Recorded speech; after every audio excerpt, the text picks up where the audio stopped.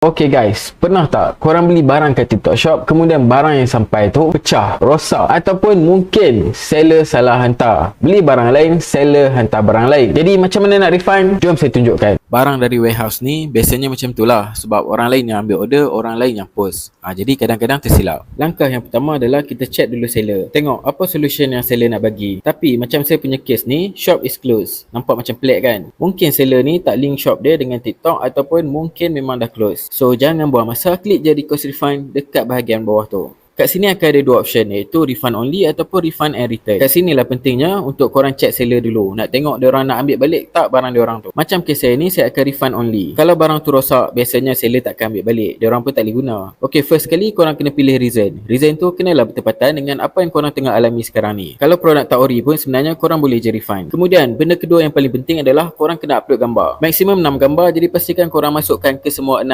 gambar. Pastikan gambar korang tu betul-betul strong. Tunjuk yang produk tu salah ataupun produk tu rosak. Ni tak, korang masukkan gambar korang pergi bercuti, mana dia nak refundnya? Lagi satu perkara penting adalah kat bahagian message tu, pastikan korang tulis apa yang jadi supaya TikTok dan juga seller tahu kenapa korang refund. Lepas korang dah submit, seller akan ambil masa 2 hari untuk dia review request korang. Biasanya seller-seller scammer tak akan respon, jadi dalam masa 2 hari tu automatic refund akan approve. Kat bahagian produk ni pun korang ada request record tu, korang tekan dekat situ dan korang boleh tengok. Macam saya ni, request dah approve sebab seller tak review pun request kita tu dalam masa 2 hari. Lepas 2 hari korang boleh tengok balik dekat bahagian request record tu. Kalau macam ni korang tengoklah refund issued, maksudnya refund kita telah pun berjaya. Jaga masa duit akan masuk dalam bank korang adalah antara 7 ke 14 hari. Pastikan korang dah set up bank korang. Kalau korang tak tahu macam mana nak set up bank korang, korang tengok video yang sebelum ni, dah ada buat dah pun. So pastikan korang tak malu-malu untuk request refund duit korang. Ada masalah lagi, komen kat sebelah. Follow for more.